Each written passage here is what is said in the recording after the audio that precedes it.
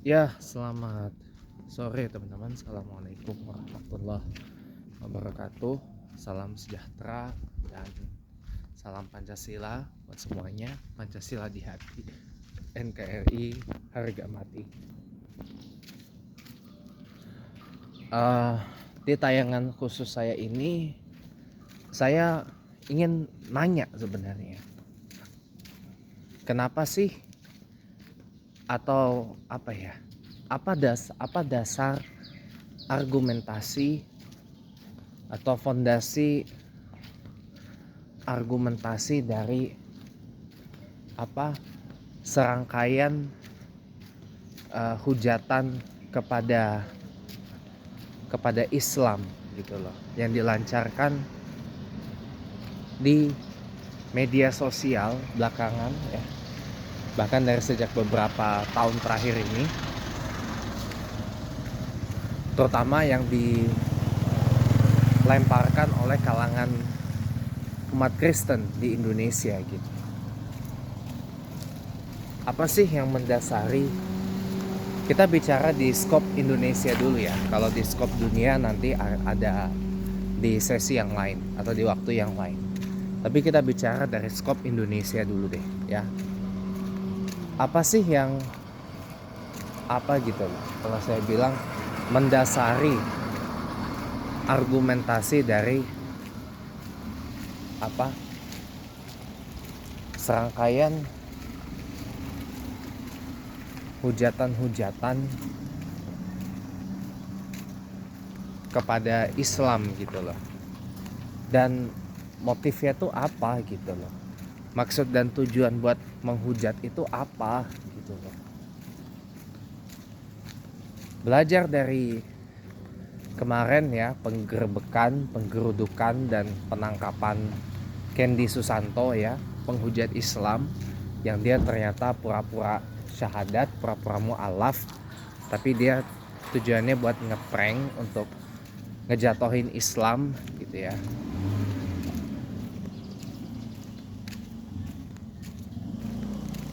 Dengan rencana jahat yang akhirnya ketahuan gitu ya. Yang pertama kali mengetahui itu Bung Andre Mualaf Prince melalui Uniriva sebenarnya yang membongkar itu. Nah, saya pun juga rada bingung gitu loh. Apa sih yang dicari oleh seorang Kendi Susanto yang dan kenapa dia harus berbohong gitu loh. Kalau memang dia nggak pengen mu'alaf gitu ya, nggak pengen masuk Islam, nah kenapa kok nggak bilang maaf saya nggak belum siap untuk jadi mu'alaf atau belum tertarik untuk menjadi mu'alaf gitu, belum tertarik masuk Islam gitu loh. Itu akan lebih enak. Dan kejadian kemarin waktu didatangi Bung Andre Mualaf Prince itu, sekali dua kali didatangin sendiri, kali ketiga dilaporkan ke polisi, tapi hanya dikenakan wajib lapor kemudiannya. Dan informasi terbaru juga ada netizen yang komen ternyata dia ngehujat lagi di lapaknya si Kiamat. Ternyata di lapaknya Kiamat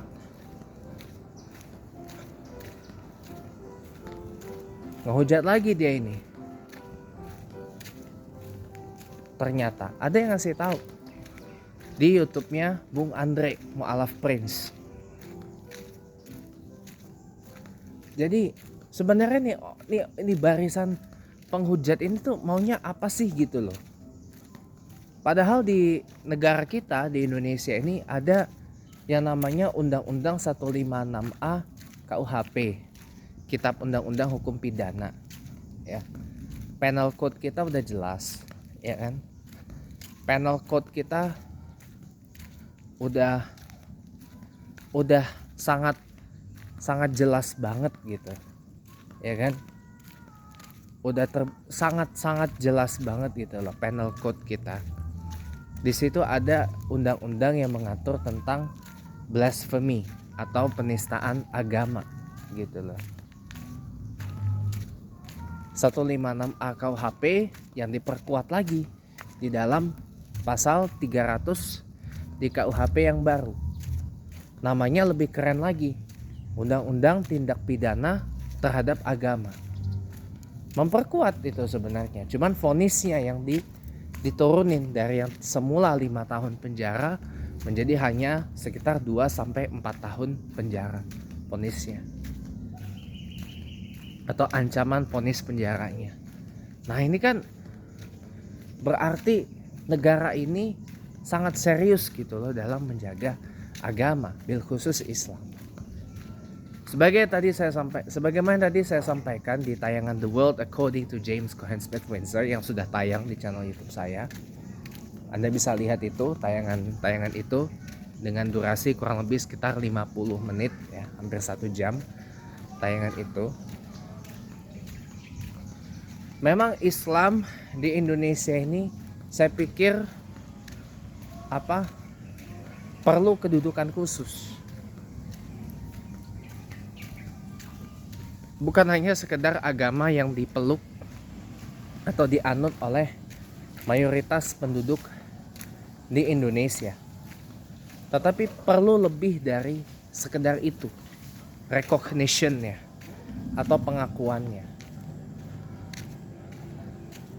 Kalau mengubah negara ini menjadi negara Islam secara de jure atau mengubah namanya menjadi Republik Islam Indonesia, nanti takutnya ntar yang di timur, di Indonesia Timur minta cerai kan.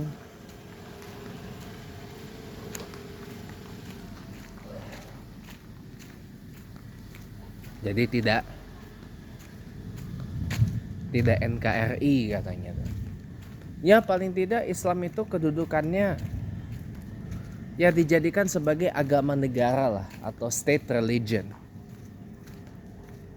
Dan perlu diproteksi banget lewat undang-undang anti Islamofobia gitu loh. Mungkin ini perlu penguatan sedikit lagi dari pasal 300 KUHP gitu loh. Resiko? Yes, pasti ada. Karena golongan agama lain pun juga pasti akan meminta hak yang sama gitu loh. Karena umat beragama lain pun atau berkeyakinan lain pun juga pasti akan nuntut gitu loh. Resiko itu pasti ada. Tapi untuk membantah atau mendismantle mereka cukup dengan data saja. Cukup dengan data dan fakta dan realita yang ada di lapangan, bahwa kalau untuk urusan Hindu dan Buddha itu saya tidak menemukan adanya hujatan kepada agama Hindu dan Buddha yang parah banget sebagaimana hujatan kepada Islam yang dialamatkan oleh kalangan Kristen kebanyakan di Indonesia ini, bil khusus di media sosial, terutama di Facebook, di Twitter, di Zoom dan di TikTok gitu. Dan juga di YouTube. Banyak banget. Jadi memang apa yang dibawa oleh Dr. Hamdan Zulfa itu saya pikir perlu banget untuk dipertimbangkan sama-sama gitu. Memang sudah perlu Indonesia ini melahirkan undang-undang yang memproteksi agama Islam itu di Indonesia gitu loh. Dan tujuannya ini baik sebenarnya, untuk mempersempit dan untuk memperkecil ruang gerak para penghujat Islam. Nah yang kemarin itu disebut penghujat Kristen itu ya seperti Ustaz Yahya Waloni yang mu'alaf, lalu kemudian Bang Morteza ya. Bang Morteza itu karena apes saja, karena mereka lagi apes saja Padahal apa yang dikatakan oleh Ustadz Yahya Waloni dan Bang Morteza itu memang betul dan sesuai data dan fakta beserta realita yang ada. Yes, memang saya bela Bang Morteza dalam perkara ini. Yes, saya memang bela Ustadz Yahya Waloni dalam hal ini. Karena mereka mengatakan itu by data, cuman karena mereka polisi itu ditekan ya. Pokoknya gue nggak mau tahu, pokoknya kita nggak mau tahu, pokoknya tersangkakan, penjarakan si Yahya Waloni, penjarakan, tersangkakan, pidanakan si Bang Morteza. Karena polisinya mungkin tertekan gitu ya, dan juga mungkin udah nah gitulah. Makanya apes itu si Yahya Waloni dan Bang Morteza, karena polisi yang menyidiknya ternyata sudah ya gitulah gitu.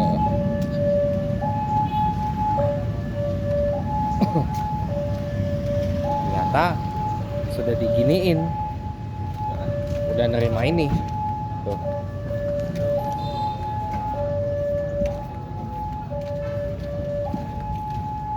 Dari siapa? Dari para oten.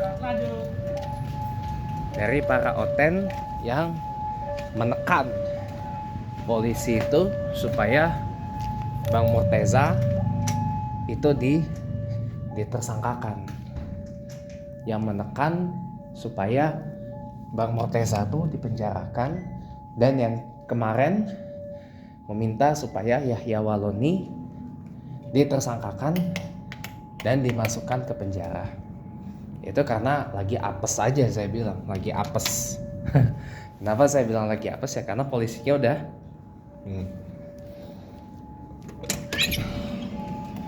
oleh para oten. Coba kalau polisinya nggak, pasti Bang Morteza tuh akan selamat. Tapi nanti pembahasan lanjutannya setelah yang ini. Ya, welcome back.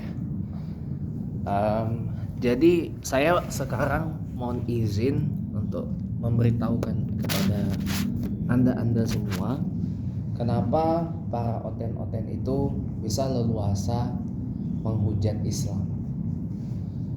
Pertama, para oten itu memanfaatkan lemahnya law enforcement di Indonesia, lemahnya supremasi hukum di Indonesia. Karena mereka pasti tahu yang namanya polisi itu bisa aja seperti yang tadi saya kodein tadi. Karena mereka tahu yang namanya polisi, aparat penegak hukum itu bisa mereka sogok, bisa mereka suap pakai duit. Gitu. Bisa mereka sogok, bisa mereka suap pakai duit. Dan sogokannya itu bukan jumlah yang sedikit. Suapnya itu bukan dengan uang yang jumlahnya sedikit. Jadi pasti mereka punya celah untuk lolos dari upaya yang disebut oleh Rudy Simamora itu sebagai upaya persekusi. Padahal tidak ada umat Islam itu ada mempersekusi, ngeroyok atau gimana, enggak. Kita sesuai dengan, kita ikut prosedur rule of law yang berlaku di negara kita Indonesia. Gitu. Kita mah ikut aturan hukum yang berlaku di negara ini. Kita tidak gegabah, nggak asal-asalan juga dalam menindak para penghujat Islam, karena ada aturan hukumnya. Ada rule of law-nya gitu. Ada legal rule-nya. Jadi nggak bisa kita main pakai law of the jungle atau hukum rimba sesuka hati, enggak gitu. Dan di dalam Islam pun juga nggak ada gitu. Makanya apa yang kemarin terjadi pada Kendy Susanto itu sebenarnya bukan persekusi. Kalau persekusi itu kita bawa dia ke satu tempat, lalu dia habisin, dipukulin rame-rame, nah itu baru persekusi namanya. Kalau kemarin kan di depan orang tuanya sampai dijemput polisi, dibawa ke kantor polisi, statusnya sekarang pun dicekal, ya kan? Karena dalam proses pemeriksaan.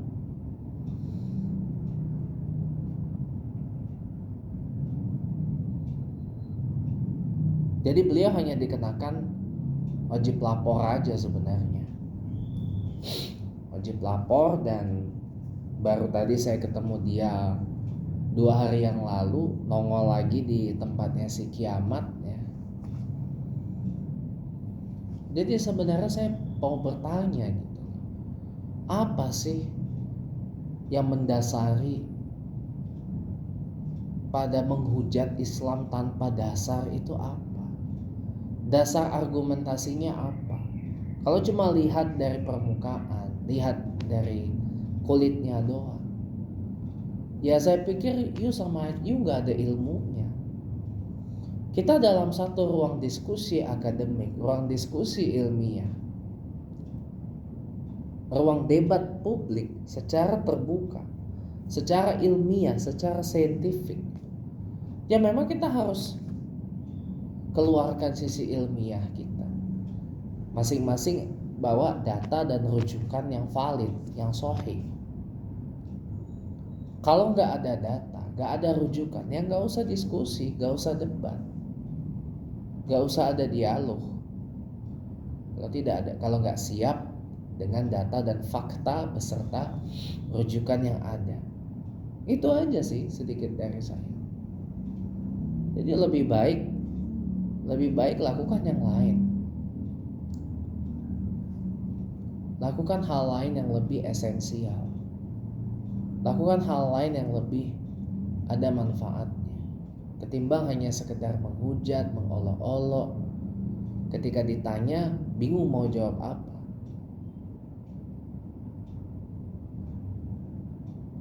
Misalkan ketika ditanya kitab Nefihim Ketuhim itu apa, pasti banyak yang nggak tahu. Ditanya, apa dasar argumentasi bahwa Yesus adalah Eloah atau Allah? Apa argumentasi bahwa Yesus itu sama dengan Yahweh atau Yod-Heh-Vav-Heh? Dasarnya apa? Rujukannya apa? Dalilnya mana? Datanya mana? Banyak yang nggak bisa jawab, atau walaupun ini jawabnya pasti akan mutar sana, mutar sini. Jadi rusak gitu loh diskusi dialog ilmiah antara Islam dan Kristen itu.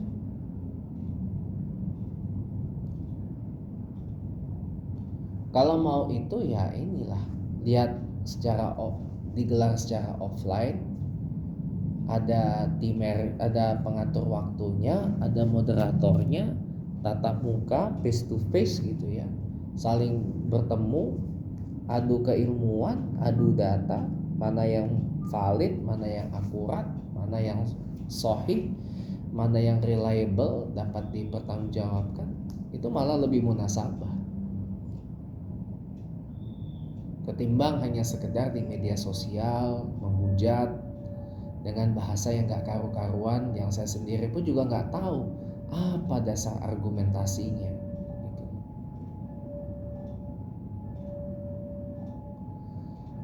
Ketika mereka menghujat umat Islam dengan sebutan menyembah batu kotak hitam di Makkah,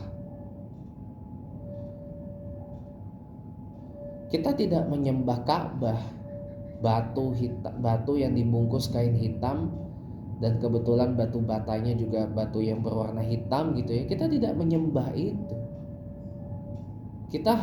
Ka'bah itu hanya arah kiblat, penyatu arah kiblat dari sholatnya umat Islam di seluruh dunia.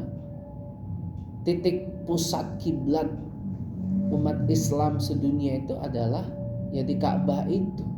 Titik nol dari kiblat umat Islam sedunia ketika sholat itu adalah Ka'bah, ya kan? Kenapa?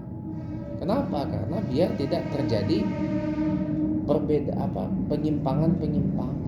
Maka disatukan arah kiblat itu dari Baitul Maqdis di Palestina menjadi Baitullah Al-Haram di Makkah. Disatuin jadi supaya ada titik pusatnya. Pusat dari kiblat salatnya umat Islam seluruh dunia adalah di Ka'bah, dan kita tidak menyembah Ka'bah, kita tetap menyembah dan menuhankan Allah Subhanahu wa taala.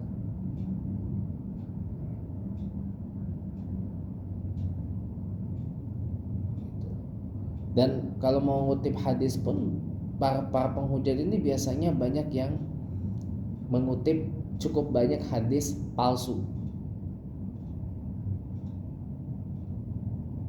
tanpa mereka tahu asbabul wuru'nya itu seperti apa. Mereka banyak comot-comot ayat Al-Quranul Karim tanpa tahu asbabun nuzulnya itu apa dari ayat itu, tanpa tahu asbabun nuzulnya apa. Dan yang lebih parah lagi, kiamat ternyata dia menggunakan data PDF, dan itu pun editan yang jelas ujungnya hanya untuk menghujat.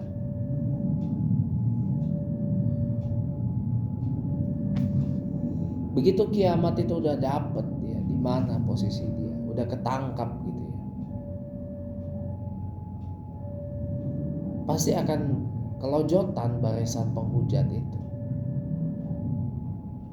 Setidaknya kalau petinggi-petinggi langit apologet pembela Islam itu ya memberikan lampu hijau aja untuk meringkus para penghujat Islam ini satu persatu. Mereka ketika mau menghujat Islam pasti akan mikir-mikir dulu, oh nanti nasib gua akan kayak begini, kayak begitu, nanti gua dipukulin, nanti gua digebukin, nanti gua masuk bui gitu. Apalagi kalau ada undang-undang anti Islamofobia.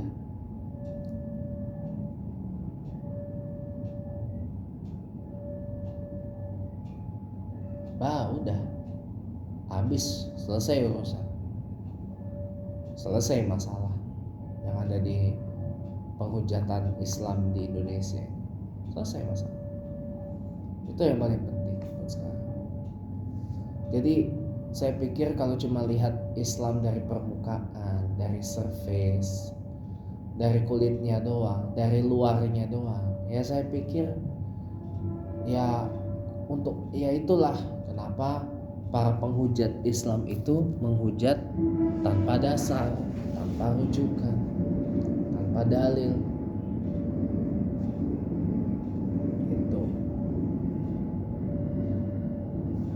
Kalaupun mereka bawa dalil keislaman pun mereka ini sendiri, mereka tafsir sendiri, mereka simpulkan sendiri. Kan ini kuculuknya kebangetan gitu, kuculuknya asli kebangetan, ngerti nggak? Kuculuknya kebangetan, bodohnya kebangetan. Jadi dan satu lagi, kenapa oten-oten itu banyak menghujat Islam? Karena para oten-oten dan mereka-mereka yang sekuler ini memanfaatkan, oh masih banyak umat Islam di Indonesia yang awam gitu ya, yang gak terlalu kafah banget, yang gak terlalu mutih banget itu keislamannya, masih ada abangan-abangannya. Nah ini cocok nih buat gue murtadin gitu loh, untuk gue murtadkan gitu. Nah mereka melihat celah itu.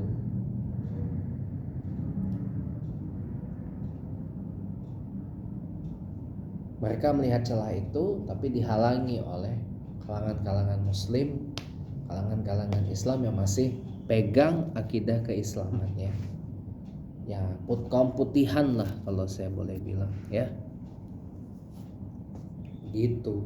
Jadi, nah itu yang mereka mau sebenarnya. Celah-celah itu yang harus kita tutup rapat. Celah dari lemahnya supremasi hukum, lemahnya penegakan hukum, rule of law, ya kan?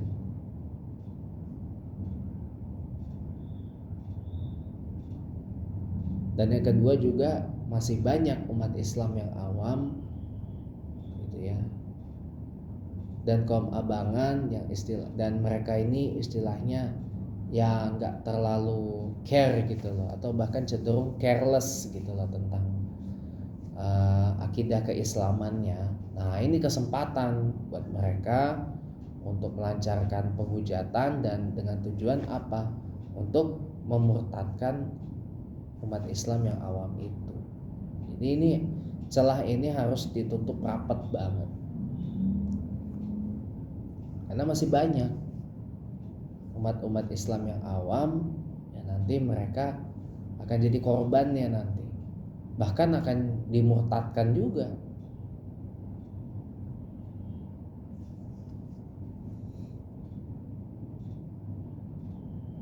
Karena kemakan oleh omongan para penghujat Islam yang ngomongnya gak karu-karuan gitu. Jadi mereka pasti akan disuap dengan uang, dengan sembako, dengan beasiswa, dengan macam-macam. Tapi satu syaratnya, kamu kalau Islam kamu murtad, kamu masuk Kristen, nanti baru semua hidupmu akan berubah. Ini terjadi. Rata-rata misi-misi kristenisasi di Indonesia motifnya tuh seperti itu, caranya tuh seperti itu. Apalagi sekarang di zamannya media sosial ini, hujatan dengan hujatan yang makin ekstrim. Tapi mereka sendiri sebenarnya ketika ditanya balik nggak tahu itu benar apa enggak rujukannya, dan mereka bisa baca apa enggak, tahu asbabul wuru'nya apa enggak dari hadis itu, atau asbabun nuzul dari ayat Al-Quran itu, atau tafsirannya. Mereka tahu enggak tentang itu? Banyak yang nggak tahu pasti. Kenapa? Karena nggak ada ilmunya, kosong. Cuman sok doang, cuman apa? Gede gaya gitu loh, ngerti nggak? Cuman gede gaya gitu loh, biar terlihat kayak wah gua berilmu, gua berisi, gua berbobot, gua berkelas gitu kan. Gua bongkar nih Islam nih A B C D E F G begini gini gitu. Padahal sebenarnya mereka nggak tahu. Kalau ditanya balik, kamu tahu nggak ini hadis ini atau ayat ini bunyinya gimana atau tafsirannya, kamu tahu nggak? Pasti akan ditanya.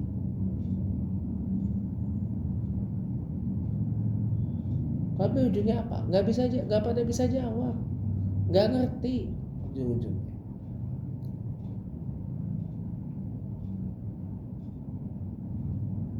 Kenapa? Karena rata-rata bukan kalangan Islamolog. Mereka cuman istilahnya didoktrin, diprovokasi gitu. Dijadikan buzzer penghujat Islam gitu. Jadi sekali lagi dasarnya apa? You membenci Islam, menghujat Islam dengan bahasa dan diksi yang gak karu-karuan itu apa gitu? Apa dasarnya? Apa fondasinya? Alasannya apa? Apakah Anda secara personal sudah pernah dirugikan oleh umat Islam di Indonesia apa enggak? Pernah enggak Anda dirugikan secara personal, secara pribadi? Kalau enggak pernah dirugikan oleh umat Islam secara personal, ngapain?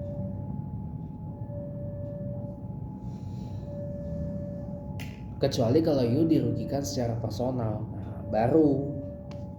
Tapi jangan bawa agamanya, bawa orangnya. Gitu. Jadi untuk sekarang saya udahan dulu sampai di sini videonya. Terima kasih banyak udah menyaksikan. Jangan lupa subscribe channel YouTube saya. Dan kalau ada yang bisa jawab pertanyaan saya ini, apa sih dasar argumentasi, foundation of the argument kenapa untuk membenci dan menghujat Islam? Saya tunggu banget jawabannya, tapi di WA saya yang nanti akan saya cantumin di kolom deskripsi nanti. Assalamualaikum warahmatullahi wabarakatuh.